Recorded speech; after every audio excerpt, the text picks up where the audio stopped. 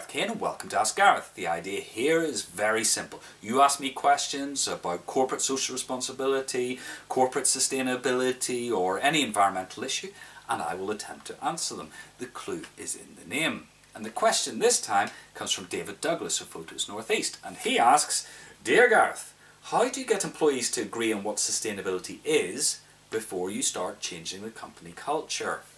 Very good question, David, because there are hundreds and hundreds of definitions of sustainability.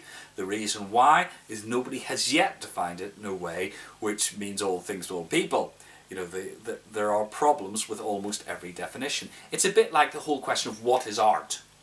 You know, you could look up a dictionary and there will be a definition, but it doesn't really encapsulate the breadth and depth of man's artistic endeavour. Language fails us, and it's a bit like that for sustainability. At one end we've got the Brundtland definition, which is about development that meets the needs of the present without compromising the needs of future generations, which is absolutely correct, but it's very, very vague, through to what I saw in one company, which was an A3 poster with tiny script going into chapter and verse of each aspect of sustainability for the organisation and what should be done about it.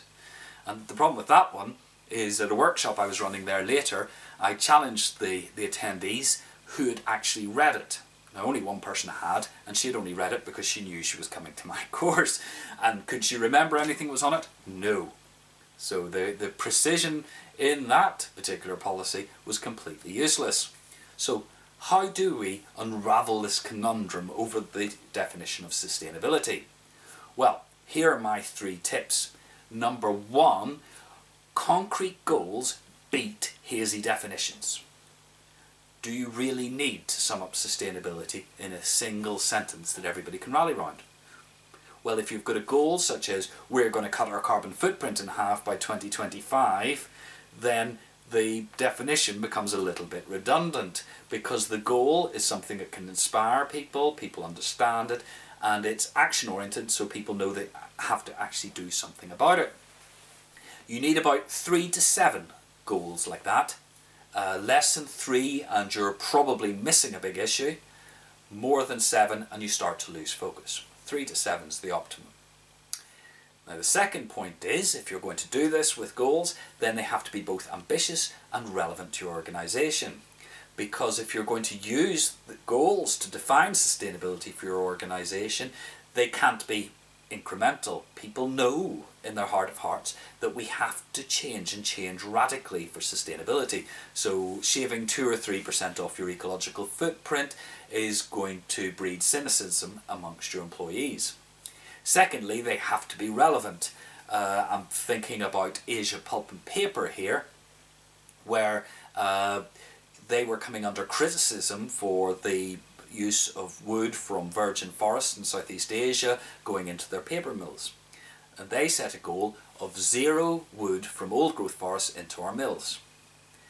Absolutely ambitious, and it tackles the elephant in the room. That is the problem that people were pinning them down on. Now of course they'll need climate change and other goals there as well.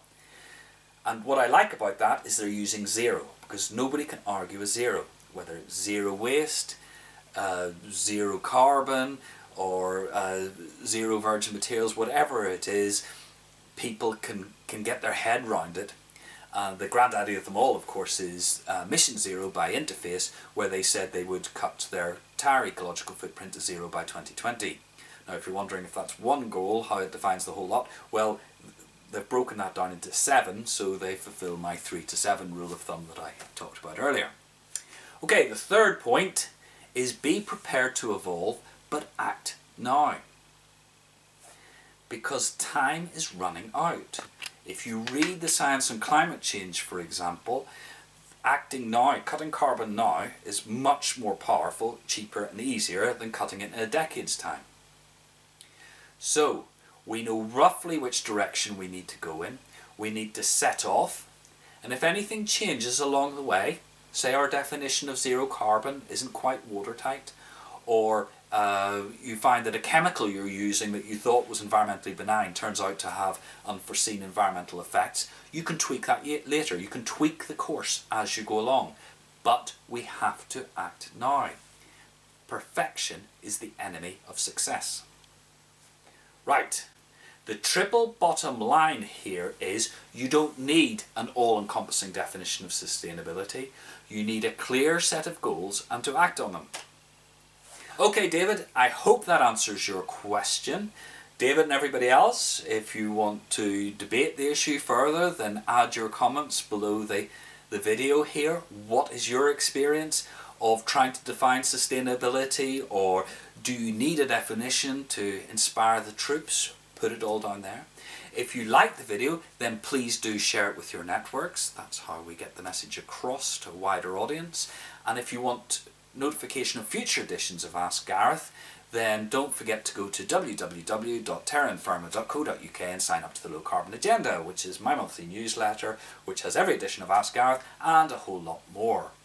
And remember, whether you are making tiny incremental improvements in the environmental performance of your organisation or facilitating massive step changes, it all counts. You're making the world a better place and you should be proud of that. Till next time, goodbye.